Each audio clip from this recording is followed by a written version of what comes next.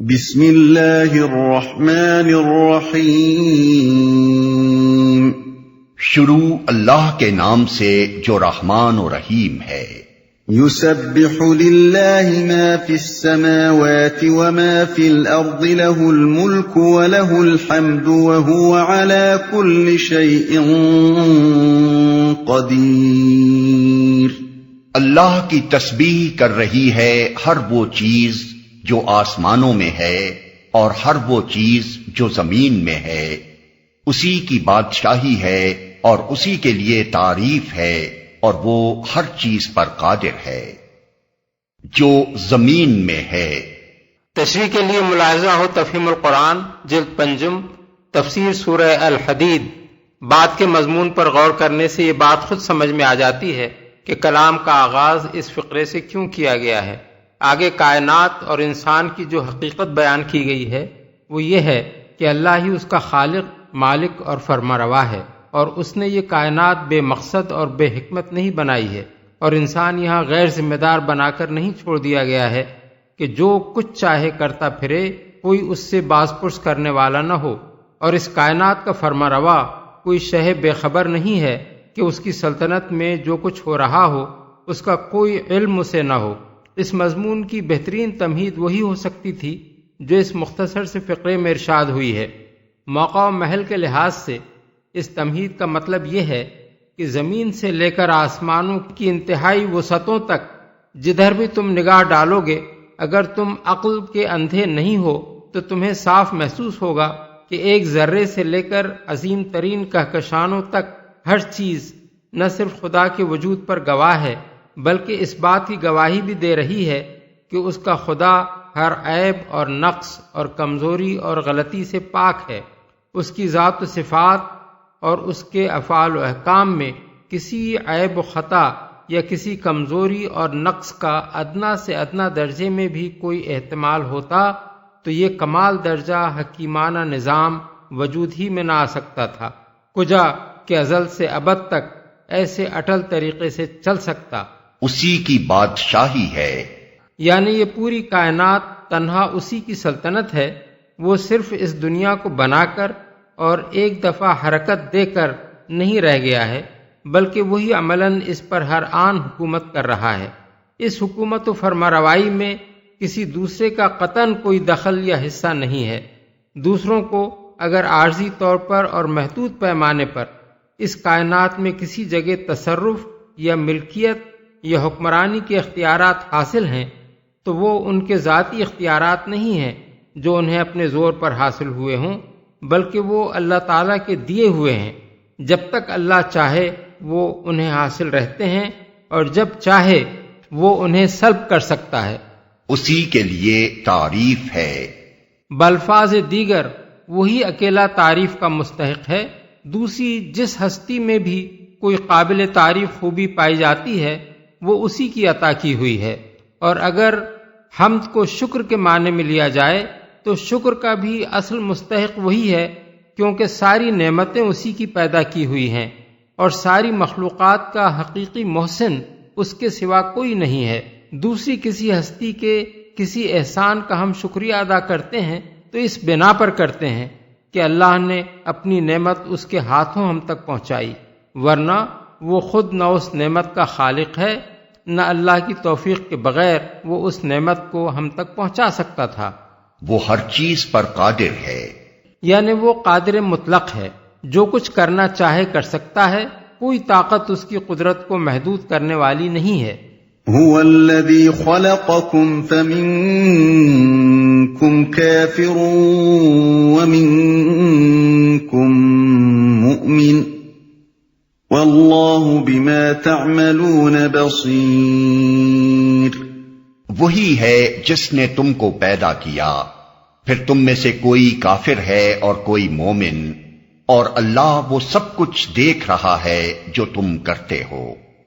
کوئی مومن، اس کے چار مفہوم ہیں اور چاروں اپنی اپنی جگہ صحیح ہیں۔ ایک یہ کہ وہ تمہارا خالق ہے، پھر تم میں سے کوئی اس کے خالق ہونے کا انکار کرتا ہے اور کوئی اس حقیقت کو مانتا ہے۔ یہ مفہوم پہلے اور دوسرے فقرے کو ملا کر پڑھنے سے متبادر ہوتا ہے۔ دوسرے یہ کہ اسی نے تم کو اس طرح پیدا کیا ہے کہ تم کفر اختیار کرنا چاہو تو کر سکتے ہو اور ایمان لانا چاہو تو لا سکتے ہو۔ ایمان و کفر میں سے کسی کے اختیار کرنے پر بھی اس نے تمہیں مجبور نہیں کیا ہے، اس لیے اپنے ایمان و کفر دونوں کے تم خود ذمہ دار ہو۔ اس مفہوم کی تائید بات کا یہ فقرہ کرتا ہے کہ اللہ وہ سب کچھ دیکھ رہا ہے جو تم کرتے ہو، یعنی اس نے یہ اختیار دے کر تمہیں امتحان میں ڈالا ہے اور وہ دیکھ رہا ہے کہ تم اپنے اس اختیار کو کس طرح استعمال کرتے ہو۔ تیسرا مفہوم یہ ہے کہ اس نے تو تم کو فطرت سلیمہ پر پیدا کیا تھا، جس کا تقاضا یہ تھا کہ تم سب ایمان کی راہ اختیار کرتے، مگر اس صحیح فطرت پر پیدا ہونے کے بعد تم میں سے بعض لوگوں نے کفر اختیار کیا جو ان کی خلقت و آفرینش کے خلاف تھا، اور بعض نے ایمان کی راہ اختیار کی جو ان کی فطرت کے مطابق تھی۔ یہ مضمون اس آیت کو سورہ روم کی آیت 30 کے ساتھ ملا کر پڑھنے سے سمجھ میں آتا ہے، جس میں فرمایا گیا ہے کہ یکسو ہو کر اپنا رخ اس دین پر جما دو، قائم ہو جاؤ اس فطرت پر جس پر اللہ نے انسانوں کو پیدا کیا ہے۔ اللہ کی بنائی ہوئی ساخت نہ بدلی جائے، یہی بالکل راست اور درست دین ہے۔ اور اسی مضمون پر وہ متعدد احادیث روشنی ڈالتی ہیں جن میں نبی صلی اللہ علیہ وسلم نے بار بار یہ فرمایا ہے کہ ہر انسان صحیح فطرت پر پیدا ہوتا ہے اور بعد میں خارج سے کفر و شرک اور گمراہی اس پر عارض ہوتی ہے۔ اس مقام پر یہ بات قابل ذکر ہے کہ کتب آسمانی نے کبھی انسان کے پیدائشی گناہگار ہونے کا وہ تصور پیش نہیں کیا ہے جسے 1500 سال سے عیسائیت نے اپنا بنیادی عقیدہ بنا رکھا ہے۔ آج خود کیتھولک علماء یہ کہنے لگے ہیں کہ بائبل میں اس عقیدے کی کوئی بنیاد موجود نہیں ہے، چنانچہ بائبل کا ایک مشہور جرمن عالم ریورنڈ ہربرٹ ہاگ اپنی تازہ کتاب is original sun in scripture میں لکھتا ہے کہ ابتدائی دور کے عیسائیوں میں کم از کم 3 صدی تک یہ عقیدہ سرے سے موجود ہی نہ تھا کہ انسان پیدائشی گناہگار ہے، اور جب یہ خیال لوگوں میں پھیلنے لگا تو 2 صدیوں تک عیسائی اہل علم اس کی تردید کرتے رہے، مگر آخر کار 5ویں صدی میں سینٹ آگسٹائن نے اپنی منطق کے زور سے اس بات کو مسیحیت کے بنیادی عقائد میں شامل کر دیا کہ نوع انسانی نے آدم کے گناہ کا وبال وراثت میں پایا ہے اور مسیح کے کفارے کی بدولت نجات پانے کے سوا انسان کے لیے کوئی راہ نجات نہیں ہے۔ چوتھا مفہوم یہ ہے کہ اللہ ہی تم کو عدم سے وجود میں لایا، تم نہ تھے اور پھر ہو گئے۔ یہ ایک ایسا معاملہ تھا کہ اگر تم اس پر سیدھے اور صاف طریقے سے غور و فکر کرتے اور یہ دیکھتے کہ وجود ہی وہ اصل نعمت ہے جس کی بدولت تم دنیا کی باقی دوسری تمام نعمتوں سے متمتع ہو رہے ہو، تو تم میں سے کوئی شخص بھی اپنے خالق کے مقابلے میں کفر و بغاوت کا رویہ اختیار نہ کرتا، لیکن تم میں سے بعض نے سوچا ہی نہیں یا غلط طریقے سے سوچا اور کفر کی راہ اختیار کر لی، اور بعض نے ایمان کا وہی راستہ اختیار کیا جو فکر صحیح کا تقاضا تھا۔ جو تم کرتے ہو۔ اس فقرے میں دیکھنے کا مطلب محض دیکھنا ہی نہیں ہے، بلکہ اس سے خود بخود یہ مفہوم نکلتا ہے کہ جیسے تمہارے اعمال ہیں ان کے مطابق تم کو جزا یا سزا دی جائے گی۔ یہ بالکل ایسا ہی ہے جیسے کوئی حاکم اگر کسی شخص کو اپنی ملازمت میں لے کر یہ کہے کہ میں دیکھتا ہوں تم کس طرح کام کرتے ہو، تو اس کا مطلب یہ ہوتا ہے کہ ٹھیک طرح کام کرو گے تو تمہیں انعام اور ترقی سے نوازوں گا، ورنہ تم سے سخت مواخذہ کروں گا۔ خلق السماوات والأرض بالحق وصوركم فأحسن صوركم وإليه المصير۔ اس نے زمین اور آسمانوں کو برحق پیدا کیا ہے اور تمہاری صورت بنائی اور بڑی عمدہ بنائی ہے، اور اسی کی طرف آخر کار تمہیں پلٹنا ہے۔ اس آیت میں 3 باتیں الگ ترتیب بیان کی گئی ہیں جن کے درمیان ایک بہت گہرا منطقی ربط ہے۔ پہلی بات یہ فرمائی گئی کہ اللہ نے یہ کائنات برحق پیدا کی ہے۔ برحق کا لفظ جب خبر کے لیے بولا جاتا ہے تو مراد ہوتی ہے سچی خبر، حکم کے لیے بولا جاتا ہے تو مطلب ہوتا ہے مبنی بر عدل و انصاف حکم، قول کے لیے بولا جاتا ہے تو مقصود ہوتا ہے راست اور درست قول، اور جب کسی فعل کے لیے لفظ استعمال ہوتا ہے تو مراد ایسا فعل ہوتا ہے جو حکیمانہ اور معقول ہو، نہ کہ لا یعنی اور فضول۔ اب یہ ظاہر ہے کہ خلق ایک فعل ہے، اس لیے تخلیق کائنات کو برحق کہنے کا مطلب لامحالہ یہ ہے کہ یہ کائنات کچھ کھیل کے طور پر نہیں بنا دی گئی ہے،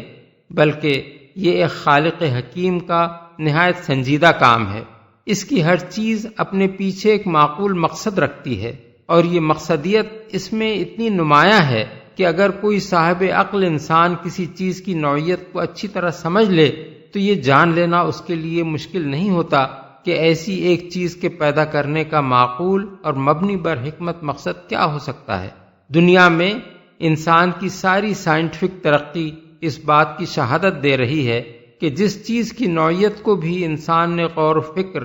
اور تحقیق و تجسس سے سمجھ لیا، اس کے بارے میں یہ بات بھی اسے آخر کار معلوم ہو گئی کہ وہ کس مقصد کے لیے بنائی گئی ہے، اور اس مقصد کو سمجھ کر ہی انسان نے وہ بے شمار چیزیں ایجاد کر لیں جو آج انسانی تمدن میں استعمال ہو رہی ہیں۔ یہ بات ہرگز ممکن نہ ہوتی اگر یہ کائنات کسی کھلنڈرے کا کھلونا ہوتی جس میں کوئی حکمت اور مقصدیت کار فرما نہ ہوتی۔ دوسری بات یہ فرمائی گئی کہ اس کائنات میں اللہ تعالیٰ نے انسان کو بہترین صورت پر پیدا کیا ہے۔ صورت سے مراد محض انسان کا چہرہ نہیں ہے، بلکہ اس سے مراد اس کی پوری جسمانی ساخت ہے، اور وہ قوتیں اور صلاحیتیں بھی اس کے مفہوم میں شامل ہیں جو اس دنیا میں کام کرنے کے لیے آدمی کو عطا کی گئی ہیں۔ ان دونوں حیثیتوں سے انسان کو زمین کی مخلوقات میں سب سے بہتر بنایا گیا ہے، اور اسی بنا پر وہ اس قابل ہوا ہے کہ ان تمام موجودات پر حکمرانی کرے جو زمین اور اس کے گرد و پیش میں پائی جاتی ہیں۔ اس کو کھڑا قد دیا گیا ہے، اس کو چلنے کے لیے مناسب ترین پاؤں دیے گئے ہیں، اس کو کام کرنے کے لیے موزوں ترین ہاتھ دیے گئے ہیں، اس کو ایسے حواس اور ایسے آلات علم دیے گئے ہیں جن کے ذریعے سے وہ ہر طرح کی معلومات حاصل کرتا ہے۔ اس کو سوچنے اور سمجھنے اور معلومات کو جمع کر کے ان سے نتائج اخذ کرنے کے لیے ایک اعلیٰ درجے کا ذہن دیا گیا ہے۔ اس کو ایک اخلاقی حس اور قوت تمیز دی گئی ہے جس کی بنا پر وہ بھلائی اور برائی اور صحیح اور غلط میں فرق کرتا ہے۔ اس کو ایک قوت فیصلہ دی گئی ہے جس سے کام لے کر وہ اپنی راہ عمل کا خود انتخاب کرتا ہے، اور یہ طے کرتا ہے کہ اپنی کوششوں کو کس راستے پر لگائے اور کس پر نہ لگائے۔ اس کو یہاں تک آزادی دے دی گئی ہے کہ چاہے تو اپنے خالق کو مانے اور اس کی بندگی کرے، ورنہ اس کا انکار کر دے، یا جن جن کو چاہے اپنا خدا بنا بیٹھے، یا جس کو خدا مانتا ہو اس کے خلاف بھی بغاوت کرنا چاہے تو کر گزرے۔ ان ساری قوتوں اور ان سارے اختیارات کے ساتھ اسے خدا نے اپنی پیدا کردہ بے شمار مخلوقات پر تصرف کرنے کا اقتدار دیا ہے، اور وہ عملاً اس اقتدار کو استعمال کر رہا ہے۔ ان دو باتوں سے جو اوپر بیان کی گئی ہیں، بالکل ایک منطقی نتیجے کے طور پر وہ تیسری بات خود بخود نکلتی ہے جو آیت کے تیسرے فقرے میں ارشاد ہوئی ہے کہ اسی کی طرف آخر کار تمہیں پلٹنا ہے۔ ظاہر بات ہے کہ جب ایسے ایک حکیمانہ اور بامقصد نظام کائنات میں ایسی ایک با اختیار مخلوق پیدا کی گئی ہے تو حکمت کا تقاضا ہرگز یہ نہیں ہے کہ اسے یہاں شتر بے مہار کی طرح غیر ذمہ دار بنا کر چھوڑ دیا جائے، بلکہ لازماً اس کا تقاضا یہ ہے کہ یہ مخلوق اس ہستی کے سامنے جواب دہ ہو جس نے اسے ان اختیارات کے ساتھ اپنی کائنات میں یہ مقام و مرتبہ عطا کیا ہے۔ پلٹنے سے مراد اس آیت میں محض پلٹنا نہیں ہے، بلکہ جواب دہی کے لیے پلٹنا ہے، اور بعد کی آیات میں صراحت کر دی گئی ہے کہ یہ واپسی اس زندگی میں نہیں بلکہ مرنے کے بعد دوسری زندگی میں ہوگی، اور اس کا اصل وقت وہ ہوگا جب پوری نوع انسانی کو اثر نو زندہ کر کے بیک وقت محاسبے کے لیے اکٹھا کیا جائے گا، اور اس محاسبے کے نتیجے میں جزا و سزا اس بنیاد پر ہوگی کہ آدمی نے خدا کے دیے ہوئے اختیارات کو صحیح طریقے سے استعمال کیا یا غلط طریقے سے۔ رہا یہ سوال کہ یہ جواب دہی دنیا کی موجودہ زندگی میں کیوں نہیں ہو سکتی، اور اس کا صحیح وقت مرنے کے بعد دوسری زندگی ہی کیوں ہے، اور یہ کیوں ضروری ہے کہ یہ جواب دہی اس وقت ہو جب پوری نوع انسانی اس دنیا میں ختم ہو جائے اور تمام اولین و آخرین کو بیک وقت دوبارہ زندہ کر کے اٹھایا جائے۔ آدمی ذرا بھی عقل سے کام لے تو وہ سمجھ سکتا ہے کہ یہ سب کچھ بھی سراسر معقول ہے، اور حکمت و دانش کا تقاضا یہی ہے کہ محاسبہ دوسری زندگی ہی میں ہو اور سب انسانوں کا ایک ساتھ ہو۔ اس کی پہلی وجہ یہ ہے کہ انسان اپنے پورے کارنامہ حیات کے لیے جواب دہ ہے، اس لیے اس کی جواب دہی کا صحیح وقت لازماً وہی ہونا چاہیے جب اس کا کارنامہ حیات مکمل ہو چکا ہو۔ اور دوسری وجہ اس کی یہ ہے کہ انسان ان تمام اثرات و نتائج کے لیے ذمہ دار ہے جو اس کے افعال سے دوسروں کی زندگی پر مترتب ہوئے ہوں، اور وہ اثرات و نتائج اس کے مرنے کے ساتھ ختم نہیں ہو جاتے بلکہ اس کے بعد مدت ہائے دراز تک چلتے رہتے ہیں۔ لہذا صحیح محاسبہ اسی وقت ہو سکتا ہے جب پوری نوع انسانی کا کارنامہ حیات ختم ہو جائے اور تمام اولین و آخرین بیک وقت جواب دہی کے لیے جمع کیے جائیں۔ يعلم ما في السماوات والأرض ويعلم ما تسرون وما تعلنون والله عليم بذات الصدور۔ زمین اور آسمانوں کی ہر چیز کا اسے علم ہے، جو کچھ تم چھپاتے ہو اور جو کچھ تم ظاہر کرتے ہو سب اس کو معلوم ہے، اور وہ دلوں کا حال تک جانتا ہے،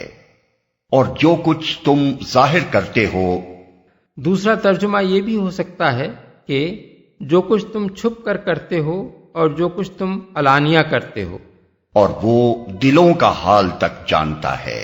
یعنی وہ انسان کے صرف ان اعمال ہی سے واقف نہیں ہے جو لوگوں کے علم میں آ جاتے ہیں، بلکہ ان اعمال کو بھی جانتا ہے جو سب سے مخفی رہ جاتے ہیں۔ مزید برآں وہ محض اعمال کی ظاہری شکل ہی کو نہیں دیکھتا بلکہ یہ بھی جانتا ہے کہ انسان کے ہر عمل کے پیچھے کیا ارادہ اور کیا مقصد کار فرما تھا، اور جو کچھ اس نے کیا کس نیت سے کیا اور کیا سمجھتے ہوئے کیا۔ یہ ایک ایسی حقیقت ہے جس پر انسان غور کرے تو اسے اندازہ ہو سکتا ہے کہ انصاف صرف آخرت ہی میں ہو سکتا ہے، اور صرف خدا ہی کی عدالت میں صحیح انصاف ہونا ممکن ہے۔ انسان کی عقل خود یہ تقاضا کرتی ہے کہ آدمی کو اس کے ہر جرم کی سزا ملنی چاہیے، لیکن آخر یہ بات کون نہیں جانتا کہ دنیا میں اکثر و بیشتر جرائم یا تو چھپے رہ جاتے ہیں یا ان کے لیے کافی شہادت بہم نہ پہنچنے کی وجہ سے مجرم چھوٹ جاتا ہے، یا جرم کھل بھی جاتا ہے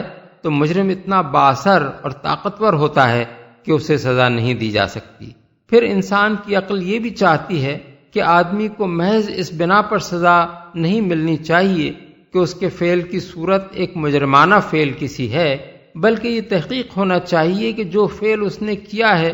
بالارادہ سوچ سمجھ کر کیا ہے، اس کے ارتکاب کے وقت وہ ایک ذمہ دار عامل کی حیثیت سے کام کر رہا تھا، اس کی نیت فی الواقع ارتکاب جرم ہی کی تھی، اور وہ جانتا تھا کہ جو کچھ وہ کر رہا ہے وہ جرم ہے۔ اسی لیے دنیا کی عدالتیں مقدمات کا فیصلہ کرنے میں ان امور کی تحقیق کرتی ہیں، اور ان کی تحقیق کو اصول انصاف کا تقاضا مانا جاتا ہے۔ مگر کیا واقعی دنیا میں کوئی ایسا ذریعہ پایا جاتا ہے جس سے ان کی ٹھیک ٹھیک تحقیق ہو سکے جو ہر شبہ سے بالاتر ہو؟ اس لحاظ سے دیکھا جائے تو یہ آیت بھی اللہ تعالیٰ کے اس ارشاد سے گہرا منطقی ربط رکھتی ہے کہ اس نے زمین اور آسمانوں کو برحق پیدا کیا ہے۔ برحق پیدا کرنے کا لازمی تقاضا یہ ہے کہ اس کائنات میں صحیح اور کامل عدل ہو۔ یہ عدل لازماً اسی صورت میں قائم ہو سکتا ہے جبکہ عدل کرنے والے کی نگاہ سے انسان جیسی ذمہ دار مخلوق کا نہ صرف یہ کہ کوئی فعل چھپا نہ رہ جائے بلکہ وہ نیت بھی اس سے مخفی نہ رہے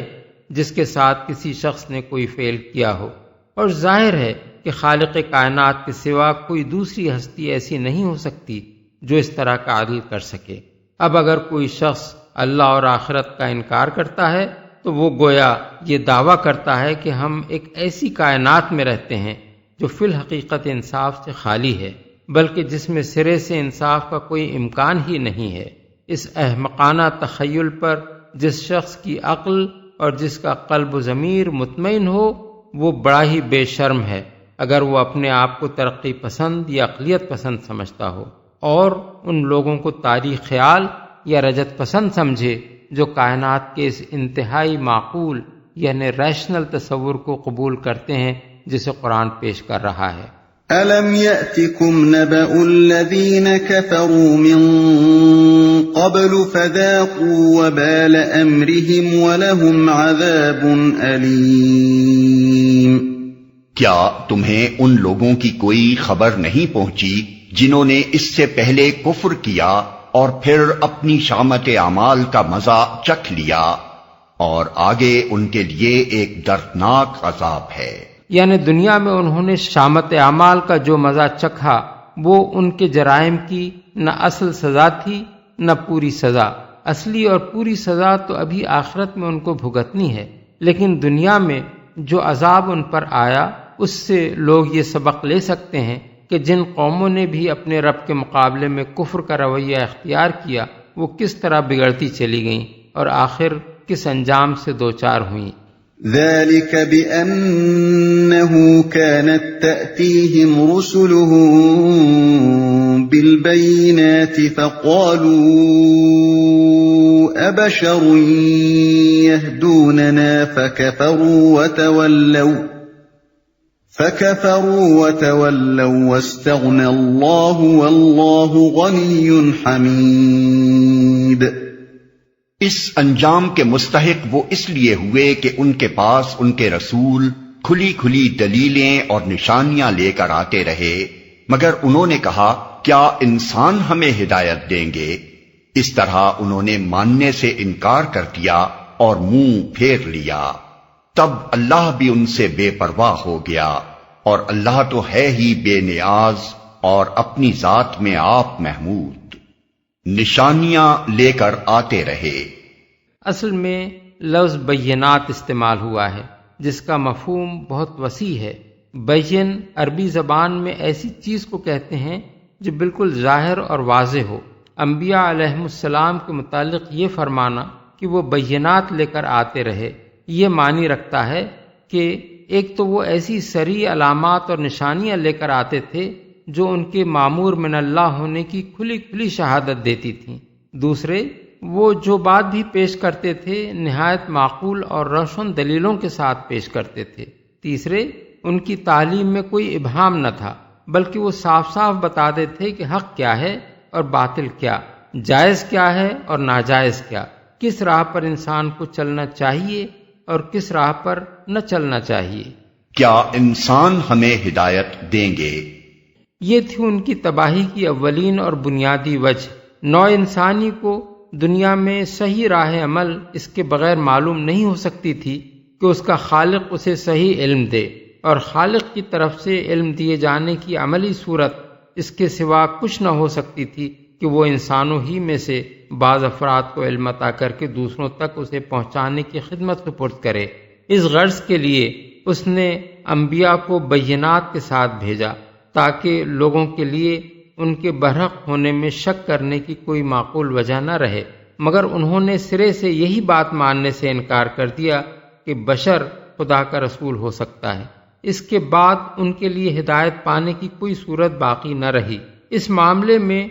گمراہ انسانوں کی جہالت و نادانی کا یہ عجیب کرشمہ ہمارے سامنے آتا ہے کہ بشر کی رہنمائی قبول کرنے میں تو انہوں نے کبھی تعامل نہیں کیا ہے، حتیٰ کہ انہی کے رہنمائی میں لکڑی اور پتھر کے بتوں تک کو معبود بنایا، خود انسانوں کو خدا اور خدا کا اوتار اور خدا کا بیٹا تک مان لیا، اور گمراہ کن لیڈروں کی اندھی پیروی میں ایسے ایسے عجیب مسلک اختیار کر لیے جنہوں نے انسانی تہذیب و تمدن اور اخلاق کو تلپٹ کر کے رکھ دیا۔ مگر جب خدا کے رسول ان کے پاس حق لے کر آئے اور انہوں نے ہر ذاتی غرض سے بالاتر ہو کر بے لاگ سچائی ان کے سامنے پیش کی تو انہوں نے کہا کیا اب بشر ہمیں ہدایت دیں گے؟ اس کے معنی یہ تھے کہ بشر اگر گمراہ کرے تو سر آنکھوں پر، لیکن اگر وہ راہ راست دکھاتا ہے تو اس کی رہنمائی قابل قبول نہیں ہے۔ اپنی ذات میں آپ محمود،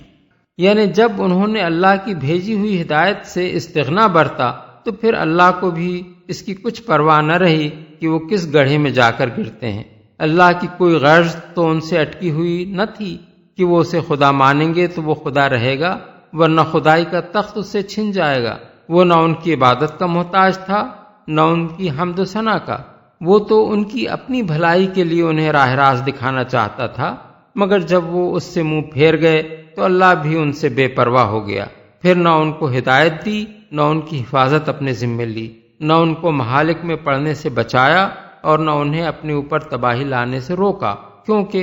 وہ خود اس کی ہدایت اور ولایت کے طالب نہ تھے۔ زعم الذين كفروا أن لن يبعثوا قل بلى وربي لتبعثن ثم لتنبؤن بما عملتم وذلك على الله يسير۔ منکرین نے بڑے دعوے سے کہا ہے کہ وہ مرنے کے بعد ہرگز دوبارہ نہ اٹھائے جائیں گے۔ ان سے کہو نہیں، میرے رب کی قسم تم ضرور اٹھائے جاؤ گے، پھر ضرور تمہیں بتایا جائے گا کہ تم نے دنیا میں کیا کچھ کیا ہے، اور ایسا کرنا اللہ کے لیے بہت آسان ہے۔ دوبارہ نہ اٹھائے جائیں گے، یعنی ہر زمانے میں منکرین حق دوسری جس بنیادی گمراہی میں مبتلا رہے ہیں اور جو بالآخر ان کی تباہی کی موجب ہوئی وہ یہ تھی، اگرچہ کسی منکر آخرت کے پاس نہ پہلے یہ جاننے کا کوئی ذریعہ تھا، نہ آج ہے، نہ کبھی ہو سکتا ہے کہ مرنے کے بعد کوئی دوسری زندگی نہیں ہے، لیکن ان نادانوں نے ہمیشہ بڑے زور کے ساتھ یہی دعویٰ کیا ہے، حالانکہ قطعیت کے ساتھ آخرت کا انکار کر دینے کے لیے نہ کوئی عقلی بنیاد موجود ہے نہ علمی بنیاد۔ تم ضرور اٹھائے جاؤ گے۔ یہ تیسرا مقام ہے جہاں اللہ تعالیٰ نے اپنے نبی سے فرمایا ہے کہ اپنے رب کی قسم کھا کر لوگوں سے کہو کہ ضرور ایسا ہو کر رہے گا۔ پہلے سورہ یونس میں فرمایا وَيَسْتَنبِئُونَكَ أَحَقٌّ هُوَ قُلْ إِي وَرَبِّي إِنَّهُ لَحَقٌّ وَمَا أَنْتُمْ بِمُعْجِزِينَ، یعنی وہ پوچھتے ہیں کیا واقعی یہ حق ہے؟ کہو میرے رب کی قسم یہ یقیناً حق ہے اور تم اتنا بلبوتا نہیں رکھتے کہ اسے ظہور میں آنے سے روک دو۔ آیت 53۔ پھر سورہ سبا میں فرمایا وَقَالَ الَّذِينَ كَفَرُوا لَا تَأْتِينَا السَّاعَةُ قُلْ بَلَىٰ وَرَبِّي لَتَأْتِيَنَّكُمْ، یعنی منکرین کہتے ہیں کیا بات ہے کہ قیامت ہم پر نہیں آ رہی ہے؟ کہو قسم ہے میرے رب کی وہ تم پر آ کر رہے گی۔ آیت 3۔ یہاں یہ سوال پیدا ہوتا ہے کہ ایک منکر آخرت کے لیے آخر اس سے کیا فرق پڑتا ہے کہ آپ اسے آخرت کے آنے کی خبر قسم کھا کر دیں یا قسم کھائے بغیر دیں؟ وہ جب اس چیز کو نہیں مانتا تو محض اس بنا پر کیسے مان لے گا کہ آپ قسم کھا کر اس سے یہ بات کہہ رہے ہیں؟ اس کا جواب یہ ہے کہ اول تو رسول اللہ صلی اللہ علیہ وسلم کے مخاطب وہ لوگ تھے جو اپنے ذاتی علم اور تجربے کی بنا پر یہ بات خوب جانتے تھے کہ یہ شخص کبھی عمر بھر جھوٹ نہیں بولا ہے، اس لیے چاہے زبان سے وہ آپ کے خلاف کیسے ہی بہتان گھڑتے رہے ہوں، اپنے دلوں میں وہ یہ تصور تک نہ کر سکتے تھے کہ ایسا سچا انسان کبھی خدا کی قسم کھا کر وہ بات کہہ سکتا ہے جس کے برحق ہونے کا اسے کامل یقین نہ ہو۔ دوسرے یہ کہ آپ محض آخرت کا عقیدہ ہی بیان نہیں کرتے تھے بلکہ اس کے لیے نہایت معقول دلائل بھی پیش فرماتے تھے، مگر جو چیز نبی اور غیر نبی کے درمیان فرق کرتی ہے وہ یہ ہے کہ ایک غیر نبی آخرت کے حق میں جو مضبوط سے مضبوط دلائل دے سکتا ہے، ان کا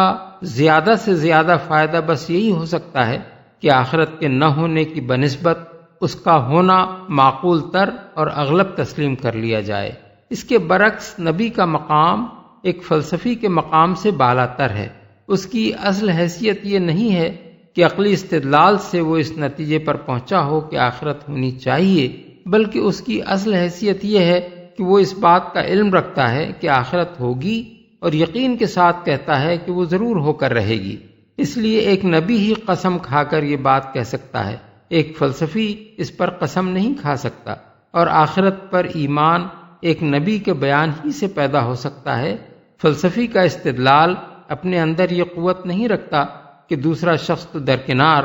فلسفی خود بھی اپنی دلیل کی بنا پر اسے اپنا ایمانی عقیدہ بنا سکے۔ فلسفی اگر واقعی صحیح الفکر فلسفی ہو تو وہ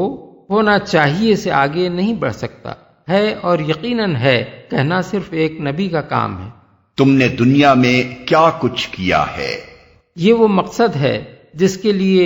بنی آدم کو مرنے کے بعد دوبارہ اٹھایا جائے گا، اور اسی میں اس سوال کا جواب بھی ہے کہ ایسا کرنے کی آخر ضرورت کیا ہے۔ اگر وہ بحث آدمی کے نگاہ میں ہو جو سورت کے آغاز سے آیت نمبر 4 تک کی گئی ہے، تو یہ بات بآسانی سمجھ میں آ جاتی ہے کہ اس برحق کائنات میں جس مخلوق کو کفر و ایمان میں سے کسی ایک راہ کے اختیار کرنے کی آزادی دی گئی ہو، اور جسے اس کائنات میں بہت سی چیزوں پر تصرف کا اقتدار بھی عطا کیا گیا ہو، اور جس نے کفر یا ایمان کی راہ اختیار کر کے عمر بھر اپنے اس اقتدار کو صحیح یا غلط طریقے سے استعمال کر کے بہت سی بھلائیاں یا بہت سی برائیاں خود اپنی ذمہ داری پر کی ہوں، اس کے بارے میں یہ تصور کرنا انتہائی غیر معقول ہے کہ یہ سب کچھ جب وہ کر چکے تو آخر کار بھلے کی بھلائی اور برے کی برائی دونوں بے نتیجہ رہیں، اور سرے سے کوئی وقت ایسا آئے ہی نہیں جب اس مخلوق کے اعمال کی جانچ پڑتال ہو۔ جو شخص ایسی غیر معقول بات کہتا ہے وہ لامحالہ دو حماقتوں میں سے ایک حماقت کا ارتکاب کرتا ہے۔ یا تو وہ یہ سمجھتا ہے کہ یہ کائنات ہے تو مبنی بر حکمت، مگر یہاں انسان جیسی با اختیار مخلوق کو غیر ذمہ دار بنا کر چھوڑ دیا گیا ہے، یا پھر وہ یہ سمجھتا ہے کہ یہ ایک الٹپ بنی ہوئی کائنات ہے جسے بنانے میں سرے سے کسی حکیم کی حکمت کار فرما نہیں ہے۔ پہلی صورت میں وہ ایک متناقض بات کہتا ہے، کیونکہ مبنی بر حکمت کائنات میں ایک با اختیار مخلوق کا غیر ذمہ دار ہونا صریحاً خلاف عدل و حکمت ہے، اور دوسری صورت میں وہ اس بات کی کوئی معقول توجیہ نہیں کر سکتا کہ ایک الٹپ بنی ہوئی بے حکمت کائنات میں انسان جیسی ذی عقل مخلوق کا وجود میں آنا آخر ممکن کیسے ہوا، اور اس کے ذہن میں عدل و انصاف کا تصور کہاں سے آ گیا۔ بے عقلی سے عقل کی پیدائش اور بے عدلی سے عدل کا تصور برآمد ہو جانا ایک ایسی بات ہے جس کا قائل یا تو ایک ہٹ دھرم انسان ہو سکتا ہے، یا پھر وہ جو بہت زیادہ فلسفہ بگھاڑتے بگھاڑتے دماغی مریض ہو چکا ہو۔ اللہ کے لیے بہت آسان ہے۔ یہ آخرت کی دوسری دلیل ہے۔ پہلی دلیل آخرت کے ضروری ہونے کی تھی، اور یہ دلیل اس کے ممکن ہونے کی ہے۔ ظاہر ہے کہ جس خدا کے لیے کائنات کا اتنا بڑا نظام بنا دینا دشوار نہ تھا، اور جس کے لیے اس دنیا میں انسانوں کو پیدا کرنا دشوار نہیں ہے، اس کے لیے یہ بات آخر کیوں دشوار ہوگی کہ انسانوں کو دوبارہ پیدا کر کے اپنے سامنے حاضر کرے اور ان کا حساب لے۔ فآمنوا بالله ورسوله والنور الذي أنزلنا والله بما تعملون خبير۔ بس ایمان لاؤ اللہ پر اور اس کے رسول پر اور اس روشنی پر جو ہم نے نازل کی ہے، جو کچھ تم کرتے ہو اللہ اس سے باخبر ہے جو ہم نے نازل کی ہے۔ یعنی جب یہ واقعہ ہے اور پوری انسانی تاریخ اس بات پر گواہ ہے کہ قوموں کی تباہی کا اصل موجب ان کا رسولوں کی بات نہ ماننا اور آخرت کا انکار کرنا تھا، تو اسی غلط روش پر چل کر اپنی شامت بلانے پر اصرار نہ کرو، اور اللہ اور اس کے رسول اور قرآن کی پیش کردہ ہدایت پر ایمان لے آؤ۔ یہاں سیاق و سباق خود بتا رہا ہے کہ اللہ کی نازل کردہ روشنی سے مراد قرآن ہے۔ جس طرح روشنی خود نمایاں ہوتی ہے اور گرد و پیش کی ان تمام چیزوں کو نمایاں کر دیتی ہے جو پہلے تاریکی میں چھپی ہوئی تھیں، اسی طرح قرآن ایک ایسا چراغ ہے جس کا برحق ہونا بجائے خود روشن ہے، اور اس کی روشنی میں انسان ہر اس مسئلے کو سمجھ سکتا ہے جسے سمجھنے کے لیے اس کے اپنے ذرائع علم و عقل کافی نہیں ہے۔ یہ چراغ جس شخص کے پاس ہو وہ فکر و عمل کی بے شمار پرپیچ راہوں کے درمیان حق کی سیدھی راہ صاف صاف دیکھ سکتا ہے، اور عمر بھر صراط مستقیم پر اس طرح چل سکتا ہے کہ ہر قدم پر اسے یہ معلوم ہوتا رہے کہ گمراہیوں کی طرف لے جانے والی پگڈنڈیاں کدھر کدھر جا رہی ہیں، اور ہلاکت کے گڑھے کہاں کہاں آ رہے ہیں، اور سلامتی کی راہ ان کے درمیان کون سی ہے۔ يوم يجمعكم ليوم الجمع ذلك يوم التغابن ومن يؤمن بالله ويعمل صالحا يكفر عنه سيئاته ويدخله جنات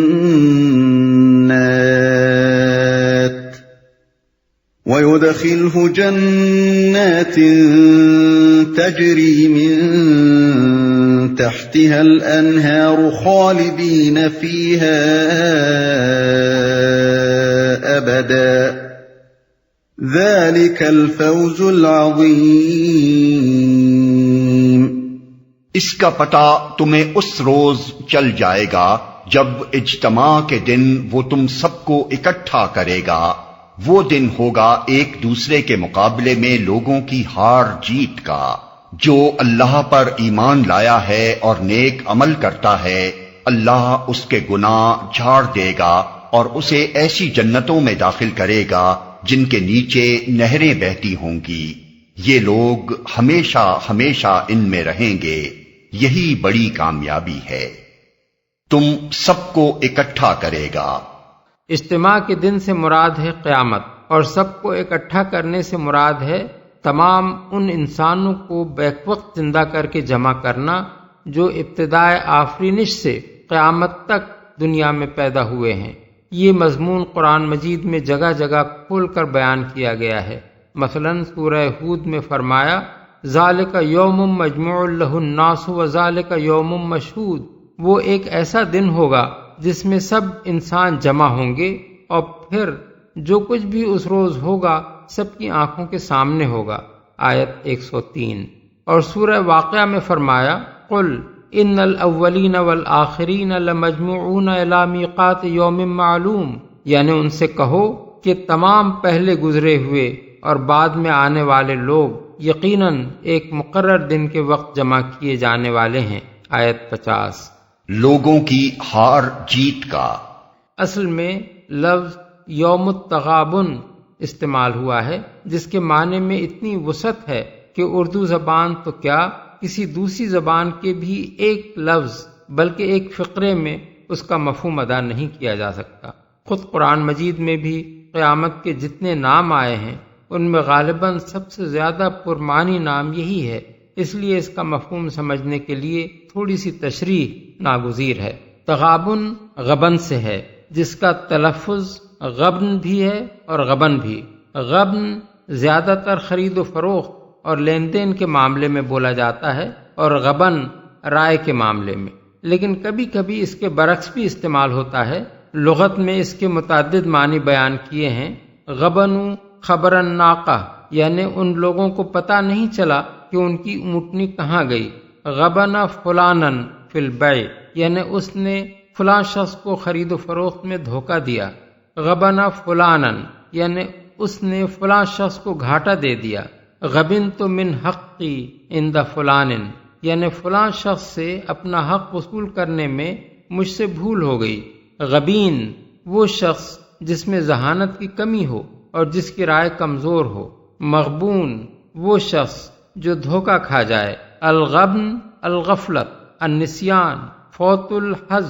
ان یبخس صاحبک فی معاملت بینک و بینہ لضرب من الاخفاء، یعنی غبن کے معنی ہیں غفلت، بھول، اپنے حصے سے محروم رہ جانا، ایک شخص کا کسی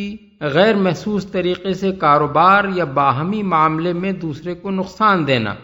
امام حسن بصری نے دیکھا کہ ایک شخص دوسرے کو بیع میں دھوکہ دے رہا ہے تو فرمایا ھذا یغبن عقلک، یہ شخص تجھے بے وقوف بنا رہا ہے۔ اس سے جب لفظ تغابن بنایا جائے تو اس میں دو یا زائد آدمیوں کے درمیان غبن واقع ہونے کا مفہوم پیدا ہو جاتا ہے۔ تغابن القوم کے معنی ہیں بعض لوگوں کا بعض لوگوں کے ساتھ غبن کا معاملہ کرنا، یا ایک شخص کا دوسرے کو نقصان پہنچانا، یا دوسرے کا اس کے ہاتھوں نقصان اٹھا جانا، یا ایک کا حصہ دوسرے کو مل جانا اور اس کا اپنے حصے سے محروم رہ جانا، یا تجارت میں ایک فریق کا خسارہ اٹھانا اور دوسرے فریق کا نفع اٹھا لے جانا، یا کچھ لوگوں کا کچھ دوسرے لوگوں کے مقابلے میں غافل یا ضعیف الرائے ثابت ہونا۔ اب اس بات پر غور کیجئے کہ آیت میں قیامت کے متعلق فرمایا گیا ہے ذالک یوم التغابن، وہ دن ہوگا تغابن کا۔ ان الفاظ سے خود بخود یہ مفہوم نکلتا ہے کہ دنیا میں تو شب و روز تغابن ہوتا ہی رہتا ہے، لیکن یہ تغابن ظاہری اور نظر فریب ہے، اصلی اور حقیقی تغابن نہیں ہے۔ اصل تغابن قیامت کے روز ہوگا، وہاں جا کر پتہ چلے گا کہ اصل میں خسارہ کس نے اٹھایا اور کون نفع کما لے گیا، اصل میں کس کا حصہ کسے مل گیا اور کون اپنے حصے سے محروم رہ گیا، اصل میں دھوکہ کس نے کھایا اور کون ہوشیار نکلا، اصل میں کس نے اپنا تمام سرمایہ حیات ایک غلط کاروبار میں کھپا کر اپنا دیوالا نکال لیا، اور کس نے اپنی قوتوں اور قابلیتوں اور مساعی اور اموال اور اوقات کو نفع کے سودے پر لگا کر وہ سارے فائدے لوٹ لیے جو پہلے شخص کو بھی حاصل ہو سکتے تھے اگر وہ دنیا کی حقیقت سمجھنے میں دھوکہ نہ کھاتا۔ مفسرین نے یوم التغابن کی تفسیر کرتے ہوئے اس کے متعدد مطلب بیان کیے ہیں جو سب کے سب صحیح ہیں اور اس کے معنی کے مختلف پہلوؤں پر روشنی ڈالتے ہیں۔ بعض مفسرین نے اس کا مطلب یہ بیان کیا ہے کہ اس روز اہل جنت اہل دوزخ کا وہ حصہ مار لے جائیں گے جو ان کو جنت میں ملتا اگر وہ جنتیوں کے سے کام کر کے آئے ہوتے، اور اہل دوزخ جنتیوں کا وہ حصہ لوٹ لیں گے جو انہیں دوزخ میں ملتا اگر انہوں نے دنیا میں دوزخیوں کے سے کام کیے ہوتے۔ اس مضمون کی تائید بخاری کی وہ حدیث کرتی ہے جو انہوں نے کتاب الرقاق میں حضرت ابو ہریرہ سے روایت کی ہے کہ حضور نے فرمایا جو شخص بھی جنت میں جائے گا اسے وہ مقام دکھا دیا جائے گا جو اسے دوزخ میں ملتا اگر وہ برا عمل کرتا، تاکہ وہ اور زیادہ شکر گزار ہو، اور جو شخص بھی دوزخ میں جائے گا اسے وہ مقام دکھا دیا جائے گا جو اسے جنت میں ملتا اگر اس نے نیک عمل کیا ہوتا، تاکہ اسے اور زیادہ حسرت ہو۔ بعض اور مفسرین کہتے ہیں کہ اس روز ظالم کی اتنی نیکیاں مظلوم لوٹ لے جائے گا جو اس کے ظلم کا بدلہ ہو سکیں، یا مظلوم کے اتنے گناہ ظالم پر ڈال دیے جائیں گے جو اس کے حق کے برابر وزن رکھتے ہوں، اس لیے کہ قیامت کے روز آدمی کے پاس کوئی مال و زر تو ہوگا نہیں کہ وہ مظلوم کا حق ادا کرنے کے لیے کوئی ہرجانہ یا تاوان دے سکے، وہاں تو بس آدمی کے اعمال ہی ایک زر مبادلہ ہوں گے۔ لہذا جس شخص نے دنیا میں کسی پر ظلم کیا ہو وہ مظلوم کا حق اسی طرح ادا کر سکے گا کہ اپنے پلے میں جو کچھ بھی نیکیاں رکھتا ہو ان میں سے اس کا تاوان ادا کرے، یا مظلوم کے گناہوں میں سے کچھ اپنے اوپر لے کر اس کا جرمانہ بھگتے۔ یہ مضمون بھی متعدد احادیث میں رسول اللہ صلی اللہ علیہ وسلم سے منقول ہے۔ بخاری کتاب الرقاق میں حضرت ابو ہریرہ کی روایت ہے کہ حضور نے فرمایا جس شخص کے ذمے اپنے کسی بھائی پر کسی قسم کے ظلم کا بار ہو اسے چاہیے کہ یہیں اس سے سبکدوش ہو لے، کیونکہ آخرت میں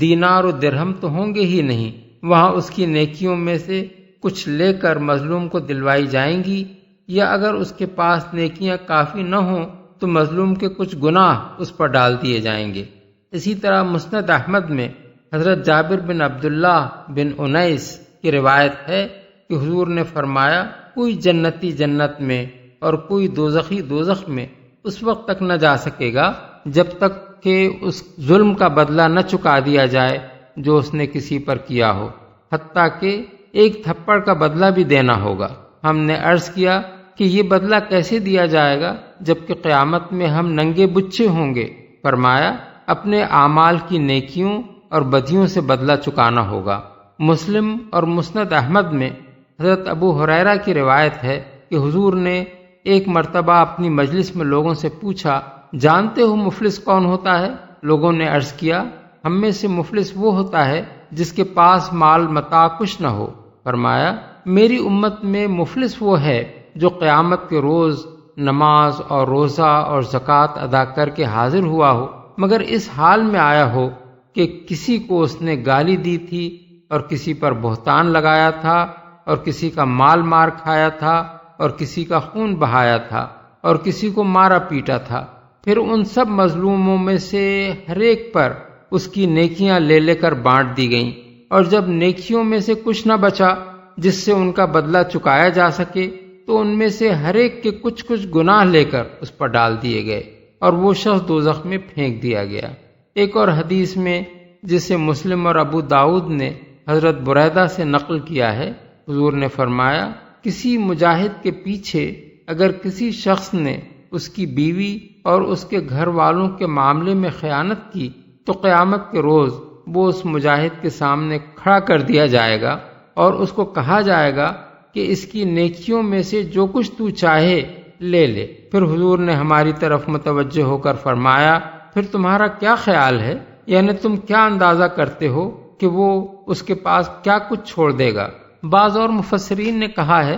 کہ تغابن کا لفظ زیادہ تر تجارت کے معاملے میں بولا جاتا ہے، اور قرآن مجید میں جگہ جگہ اس رویے کو جو کافر اور مومن اپنی دنیا کی زندگی میں اختیار کرتے ہیں تجارت سے تشبیہ دی گئی ہے۔ مومن اگر نافرمانی کا راستہ چھوڑ کر اطاعت اختیار کرتا ہے اور اپنی جان، مال اور محنتیں خدا کے راستے میں کھپا دیتا ہے تو گویا وہ گھاٹے کا سودا چھوڑ کر ایک ایسی تجارت میں اپنا سرمایہ لگا رہا ہے جو آخر کار نفع دینے والی ہے۔ اور ایک کافر اگر اطاعت کی راہ چھوڑ کر خدا کی نافرمانی اور بغاوت کی راہ میں اپنا سب کچھ لگا دیتا ہے تو گویا وہ ایک ایسا تاجر ہے جس نے ہدایت کے بدلے گمراہی خریدی ہے اور آخر کار وہ اس کا خسارہ اٹھانے والا ہے۔ دونوں کا نفع اور نقصان قیامت کے روز ہی کھلے گا۔ دنیا میں یہ ہو سکتا ہے کہ مومن سراسر گھاٹے میں رہے اور کافر بڑے فائدے حاصل کرتا رہے،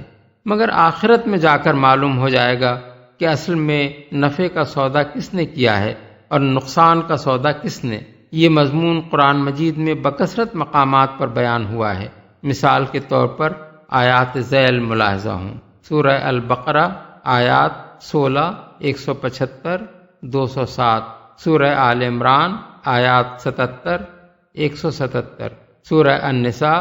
آیت 74، سورہ التوبہ آیت 111، سورہ النحل آیت 95، سورہ فاطر آیت 29، سورہ الصف آیت 10۔ ایک اور صورت تغابن کی یہ بھی ہے کہ دنیا میں لوگ کفر و فسق اور ظلم و عصیان پر بڑے اطمینان سے آپس میں تعاون کرتے رہتے ہیں اور یہ اعتماد رکھتے ہیں کہ ہمارے درمیان بڑی گہری محبت اور دوستی ہے۔ بد کردار خاندانوں کے افراد، ضلالت پھیلانے والے پیشوا اور ان کے پیرو، چوروں اور ڈاکوؤں کے جتھے، رشوت خور اور ظالم افسروں اور ملازمین کے گٹھ جوڑ، بے ایمان تاجروں، صنعت کاروں اور زمینداروں کے گروہ، گمراہی اور شرارت و خباثت برپا کرنے والی پارٹیاں اور بڑے پیمانے پر ساری دنیا میں ظلم و فساد کی علمبردار حکومتیں اور قومیں، سب کا باہمی ساز باز اسی اعتماد پر قائم ہے۔ ان میں سے ہر ایک کے ساتھ تعلق رکھنے والے افراد اس گمان میں ہیں کہ ہم ایک دوسرے کے بڑے اچھے رفیق ہیں اور ہمارے درمیان بڑا کامیاب تعاون چل رہا ہے، مگر جب یہ لوگ آخرت میں پہنچیں گے تو ان پر یکایک یہ بات کھلے گی کہ ہم سب نے بہت بڑا دھوکہ کھایا ہے۔ ہر ایک یہ محسوس کرے گا کہ جسے میں اپنا بہترین باپ، بھائی، بیوی، شوہر، اولاد، دوست، رفیق، لیڈر، پیر، مرید یا حامی و مددگار سمجھ رہا تھا، وہ دراصل میرا بدترین دشمن تھا۔ ہر رشتہ داری اور دوستی اور عقیدت و محبت عداوت میں تبدیل ہو جائے گی۔ سب ایک دوسرے کو گالیاں دیں گے، ایک دوسرے پر لعنت کریں گے اور ہر ایک یہ چاہے گا کہ اپنے جرائم کی زیادہ سے زیادہ ذمہ داری دوسرے پر ڈال کر اسے سخت سے سخت سزا دلوائے۔ یہ مضمون بھی قرآن میں جگہ جگہ بیان کیا گیا ہے، جس کی چند مثالیں حسب ذیل آیات میں دیکھی جا سکتی ہیں۔ سورہ البقرہ آیت 167، سورہ الاعراف آیات 37 تا 39، سورہ ابراہیم آیات 21-22، سورہ المومنون آیت 101، سورہ العنکبوت آیات 12، 13،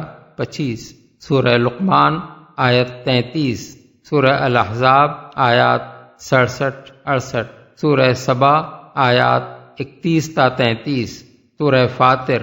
آیت 18، سورہ الصافات آیات 27 تا 33، سورہ صاد آیات 59 تا 61، سورہ حامیم السجدہ آیت 29، سورہ الزخرف آیت 67، سورہ الدخان آیت 41، سورہ المعارج آیات 10 تا 14، سورہ عبس آیات 34 تا 37۔ نیک عمل کرتا ہے۔ اللہ پر ایمان لانے سے مراد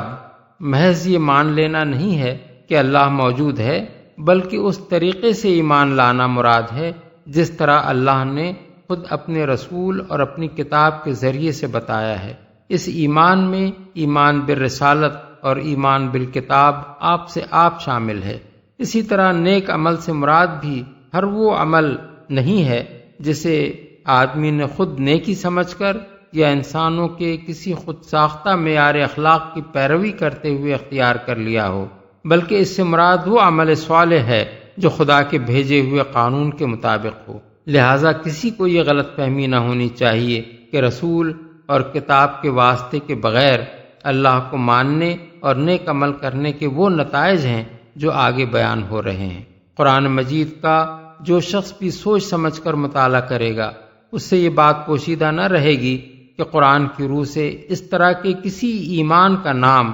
ایمان باللہ اور کسی عمل کا نام عمل صالح سرے سے ہے ہی نہیں۔ والذین کفروا وکذبوا بآیاتنا اولئک اصحاب النار خالدین فیہا وبئس المصیر۔ اور جن لوگوں نے کفر کیا ہے اور ہماری آیات کو جھٹلایا ہے وہ دوزخ کے باشندے ہوں گے جس میں وہ ہمیشہ رہیں گے اور وہ بدترین ٹھکانہ ہے۔ آیات کو جھٹلایا ہے، یہ الفاظ خود کفر کے مفہوم کو واضح کر دیتے ہیں۔ کتاب اللہ کی آیات کو اللہ کی آیات نہ ماننا اور ان حقائق کو تسلیم نہ کرنا جو ان آیات میں بیان کیے گئے ہیں، اور ان احکام کی پیروی سے انکار کر دینا جو ان میں ارشاد ہوئے ہیں، یہی کفر ہے، اور اس کے نتائج وہ ہیں جو آگے بیان ہو رہے ہیں۔